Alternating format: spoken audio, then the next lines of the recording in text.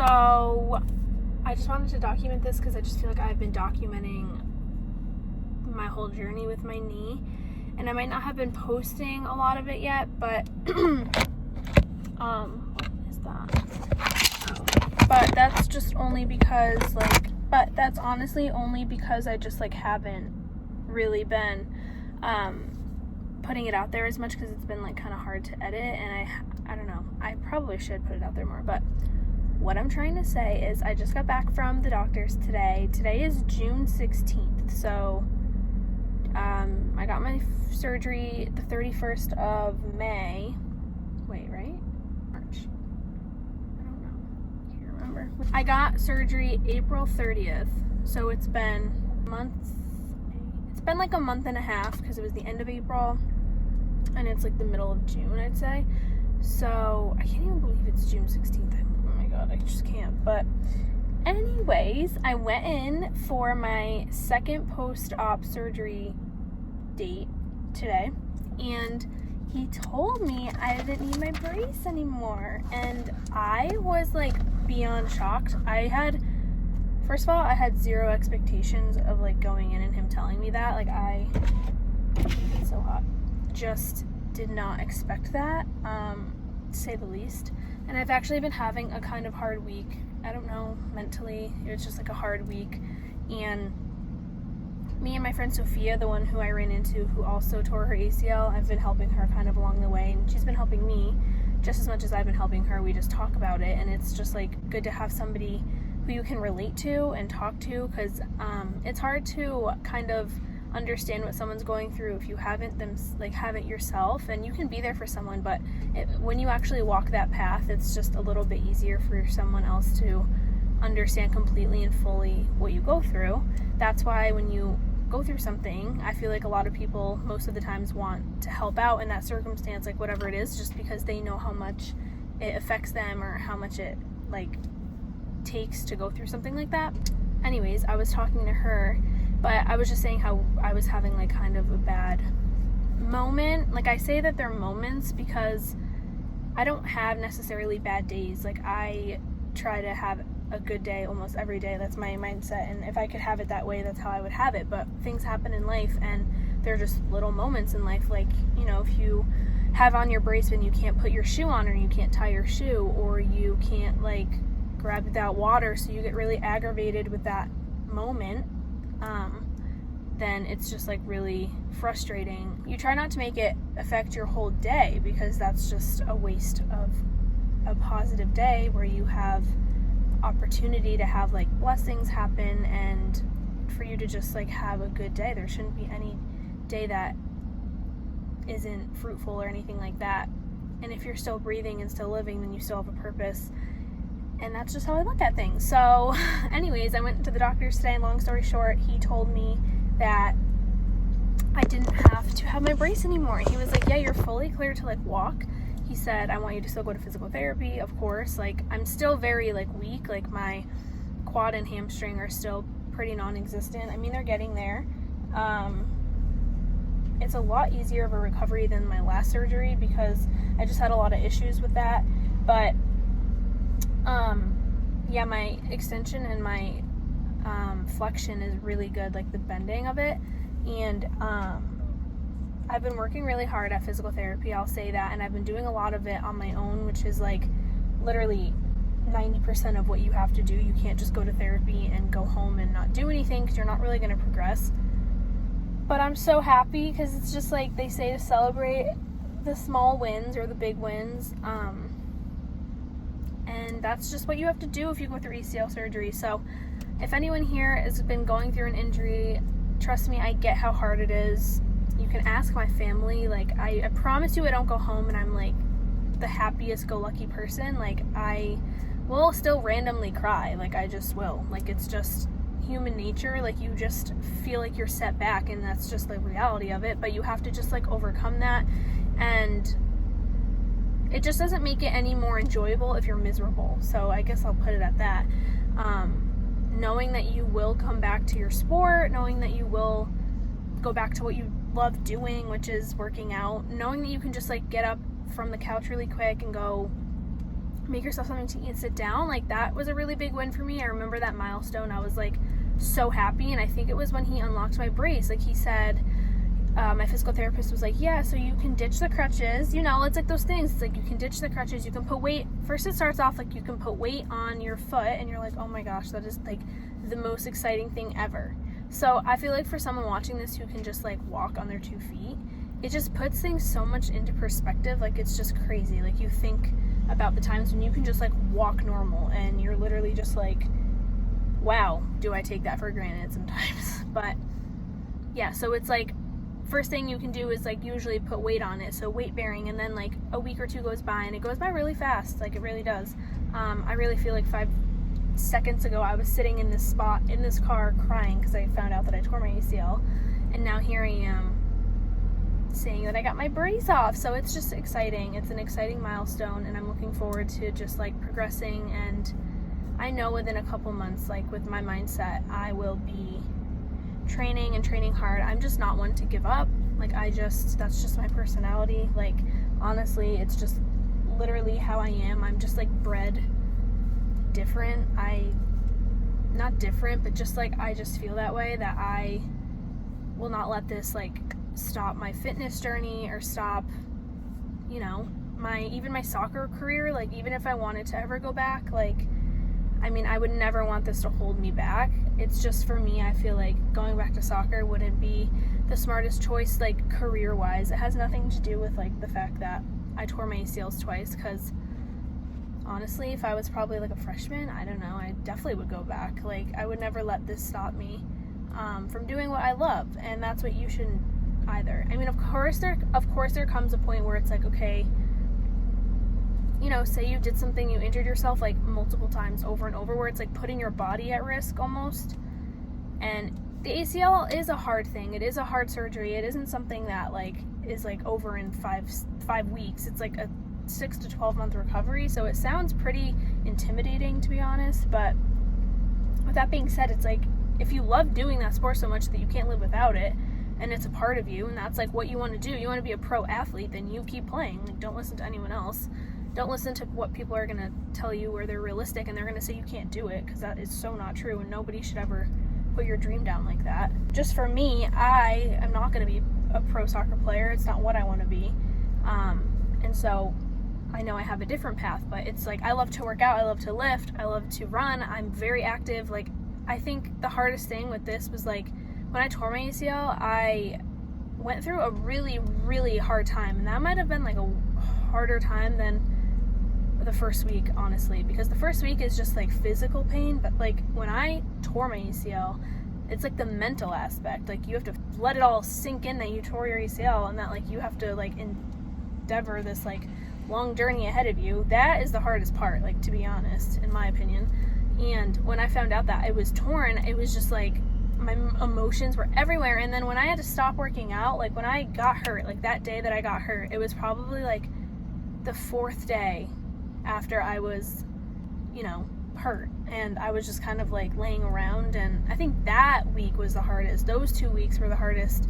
That month was the hardest, because I didn't know what to do. Like, I was like, I can't work out. And then your body physically, if you work out every single day, you're working out, and you're letting out endorphins, and chemically, like, your brain is like very adjusted to working out, and it's like a high almost, because you're constantly sweating and you're constantly getting in that, like, why do I keep snapping? But you keep getting in that like runner's high, that workout high, boost of energy. And then when you just like stop doing that, it is like a horrible feeling that it's like unexplainable.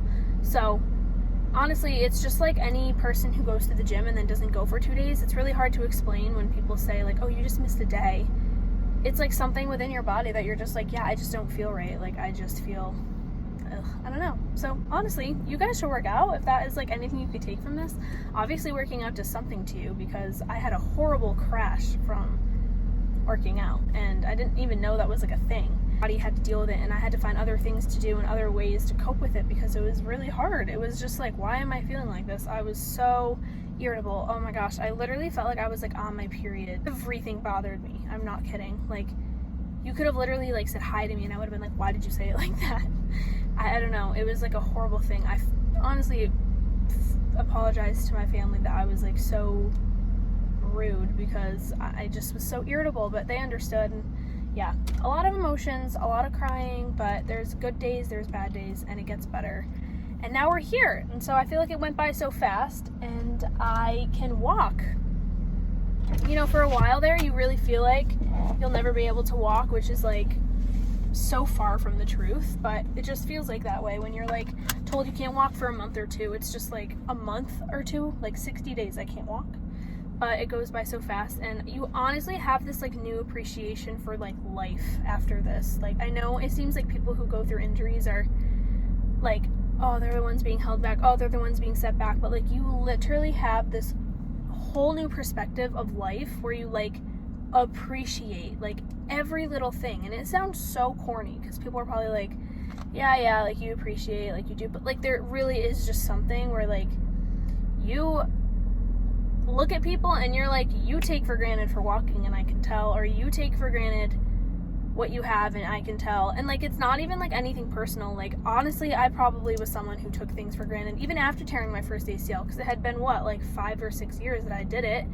So I remember the first 3 years I was like so ecstatic, like I was so happy, like, oh my gosh, like I always looked back to my ACL and I was like, wow, I just remember when I couldn't. But then it started drifting and getting so like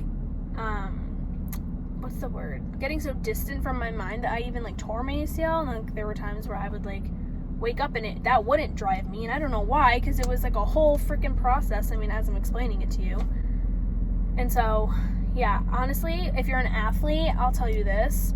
When I tore my ACL the first time, I was in high school. I was like 15. It was my middle of my sophomore year, so it went into my junior year, which really affected my recruiting process. I was reaching out to so many coaches. Like, I wanted to go to so many different schools. I wanted to play Division I. Like, my whole life, that's what I wanted to do. I was talking to a lot of coaches that I had an opportunity to go play D1 and get some money to play, and I thought that was going to be my path. But God had a different path. He said, nope, we're going to reroute this. I ended up getting hurt in a premier, like, it was like the second game that I even like played in with my travel team. So I played ECNL, I played on FSA, ECNL. So that, if you guys aren't familiar, that's like, there's MPL and then there's ECNL. And ECNL, you have to try out and make the team. You have to be really skilled, and you have to just be what they're looking for. You have to be good. And I was good. I am a good soccer player. I'm saying that so not cocky, because there's like so many things that I have to improve on, that I like could be better. But I think the biggest thing when it comes down to playing a sport or anything that you can't take away from certain players is their heart, the heart to want something, like the heart to want to win, the heart to want to be there, and the drive. And that's like the drive to want to succeed, the drive to want to win, the drive to want to be better, the drive to get to practice 5 minutes early or stay 5 minutes or 10 minutes or an hour after practice. And honestly, I feel like you don't find too many players who have the skill, have the mindset, have the drive, have the heart, all in one. It's really hard. Like there's usually a lot of players who are like really skilled, but then they like half-ass it and they just can because they just are skilled. But it's like if you put both in both, you would be like insane. You know what I mean? And then there's players who honestly aren't that skilled. They had to work 50 times harder to be at that level, and they are good, but because they had to put in all of the time. Like, you know what I'm trying to say? And so for me, I was always the type of player that like people, I feel like, often would be like, oh, you're just good at running, like you just naturally are good at running. And that was like the furthest thing from, I don't know, I wouldn't say if it's like the furthest thing from the truth, but it's like, no, I had to work my ass off. Like, I am a very, very hard worker, and like I would never discredit myself like that, because I know if I just went up and showed up to tryouts, preseason, whatever, and I didn't practice a single thing, yeah, I might get by, I might make the team, but I definitely would not be fulfilled with how I trained, how I showcased myself. half of the thing is just showing your hard work, showing and proving to yourself what you can do. And it's not just about being good. Like, it never is about that, because trust me, as you get older, I mean, your body like gets a little bit, I don't know, you're just not the same as when you're 16, 15. Like, you have all this energy. And I'm not saying that there's professional world players who are amazing, but those people put in the work. Like, nothing in life will ever come easy. Like, if you want it that bad, it will never come without something that you're going to have to work at. I'll leave it at that, but it's just so true. Playing soccer has taught me so much more than just playing the game of soccer. Like, you have to like know your why as well. And what I'm trying to get at is, when I tore my ACL the first time and I came back from that, I already had an advantage. As much as it seemed like I had a disadvantage because I tore my ACL, tearing my ACL the first time made me realize like my why and how much I wanted it and my drive, because I was like that's my teammate, but like I am gonna push her and push myself. I'm gonna be like, I'm not gonna just be last because it's just passing. And do you know what I mean? Like, you have to push yourself, you have to want it. And if you want to be great as an athlete in college, I'm telling you, it is not just about your skill, because you have to work it. I don't care if it comes so naturally to you that you're amazing. I promise you, your coach is going to know if you're not in it, if your heart's not in it. It's so easy to spot. I mean, it's like, I've come across so many players that I've played with my whole life. I'm talking from like kindergarten to now. And I can tell which one wants to be there and which one doesn't. And I'm not talking like doesn't want to be there that day because they're tired or they're sick. Like, I'm talking like in general, who shows up, who wants to be there, and who doesn't. That is something that I can recognize. And if you're somebody who is on a team like that, I'm sure you recognize it too. So moral of the story, tearing my ACL the first time gave me that extra push and that extra drive and that extra oomph, because I already felt like I was set back. So I was like, I have to work my ass off extra hard because I have to get to this point. Tearing it the second time has been nothing but hell, like, to be honest, but it's still not going to break me. It's never going to break me. It's always just going to push me harder. And it's just something that you get to say, yeah, I overcame tearing my ACL twice. And that's pretty hard to get back to something and say that.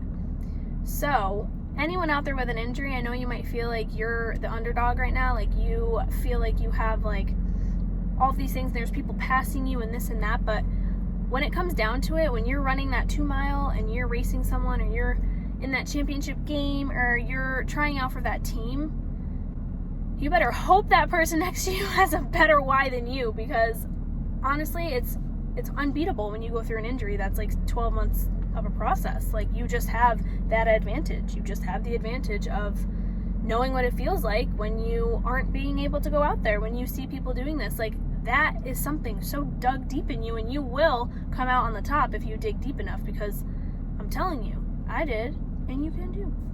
So that's where I'll leave it. And I'm not saying, I might not be the greatest soccer player in the world. Oh my God, that's like literally, I'm like, obviously I'm not. I played Division 3, but it's not about that when you play a sport, and your coach will be able to pick that out as well.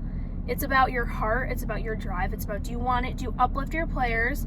Are you somebody who's there to help them? Are you going to compete, but you're also going to have great sportsmanship? You can't just want to beat your players and then not help them up. That's horrible companionship. Are you going to be somebody who's going to be nice to everybody who's walking onto the team? You're not intimidated by your freshmen. You want them to come in and you want them to be good because you want your team to overall succeed. It's not just about yourself. If you're not getting playing time, are you working 12 times harder, or are you complaining and crying to the coach that so-and-so took your spot, or are you working your ass off and showing her that you deserve that spot? That's literally what it's about. Like, you have to want it. And honestly, anybody who has played a sport knows that it is hard ass work. Like, you miss out on things. You're constantly running on like the whim, like you're like going to school, rushing, then you have to get to practice. It's not all glamorous. Like, the best part about being on a team is the teammates that you have, the bonds you build, the hard work, the dedication. It's everything but the sport. Do you understand what I'm saying? Like, it's not just about playing that sport. It's like, yeah, you love playing that sport, but if you were around people who are miserable 24/7, do you want to be there? No. That's why it's so important that you build the connections with your team, build the connections with your coach. If you don't like your atmosphere, instead of walking away right away, try and change it. Try and be that one person. It might feel lonely. To be a leader, you have to be alone. If you want to be a leader, it comes with being alone. A leader doesn't have a best friend holding her hand next to her. And I'm not saying you can't be best friends with people on the team, but when it comes down to it, if you see something that you don't like, you take charge. You don't have to just follow the lead with the friend and settle because you're afraid to step up. Step up for your team and step up for yourself and say it and do it, like, so you can feel like you're somebody who has the ability to do that just because you do. And yeah, playing a sport has taught me so much more than that. And I think that's why when you get injured, like especially the second time in college for me, it was like a lot harder because you build those connections, you make those promises to yourself, and then you feel like it's ripped away from you a little bit. But that's where my trust and belief comes in God. And I think people ask me about my faith all the time, and I'm like, well, if I didn't have my faith, I don't know where I would be in this situation. It would be 1,000,001 times harder.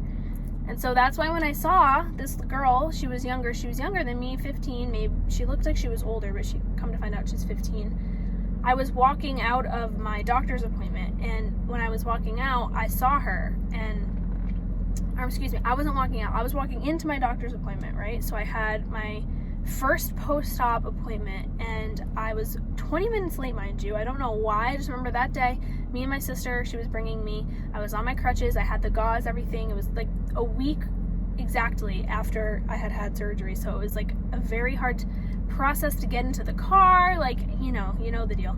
But I ended up being 20 minutes late. I'm like, I don't even know if they're gonna see me, but I'm like crutching as fast as I can, and I see this girl, she's walking out of the doctor's office, the one like right over here, and she's crying, like bawling her eyes out, kind of like wiping her tears. And she's like walking to her car, and she gets into the passenger seat, and I'm just like looking at her. My sister's like a couple feet ahead of me, and I'm behind her. And I literally just like stopped crutching, and I like looked at her, and I looked at my sister, and my sister was like, what are you doing? Like, we're literally 20 minutes late. Like, can you hurry up? Like, she's like, what are you doing?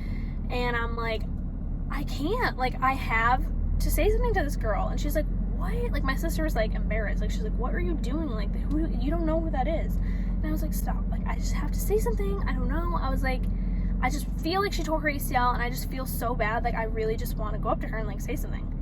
And I crutched up to her, and I'm like, I look so weird. She's probably like, what is this girl doing? But I have like the whole knee brace, and I just kept feeling like she was intimidated by that. Like, I was like, no, I have to say something, because like I feel like if she had just torn her ACL and she's like looking at me, it's like you see that and it sucks. Like, you're like, oh, look at that girl, she's in that knee brace, like that's horrible. And I couldn't just walk away with her knowing that. So I walked right up to her car, and her dad was sitting right there too, and I was just like, hi, did you tear your ACL? And she was like, yeah, I just found out that I tore my ACL and blah blah blah. Boom, right there, I knew God was right. I listened, I was obedient. I heard him say to me, I just heard a voice. I was like, go over there, go over there, go over there. And I was like, I'm kind of scared. Like, I kind of don't want to. Like, she's gonna be like, who is this girl? But I was like, all right, I'm just gonna like humble myself and go over there. And so I went over there, and when she said that to me, I literally got like goosebumps, and I just went off. I was like, okay girl, listen. I was like, here's my number. I'm gonna tell you everything there is to know about tearing ACL. I was like, don't worry, I did it once, I did it again. I was like, don't let it intimidate you, the whole thing. She was just like, oh my gosh, like, thank you so much. Like, yeah, here, take my number. Like, I was like, please, like, just text me if you need anything at all. Like, I've got you. I know how it feels. I was like, literally, I found out a week ago, and if I ever had someone come up to me in a parking lot who had gone through this twice, I would be more than grateful. And she was just like, no, I really appreciate it. She was 15. She was in high school, and she plays softball. And so to this day, I talk to her. We talk almost every single day.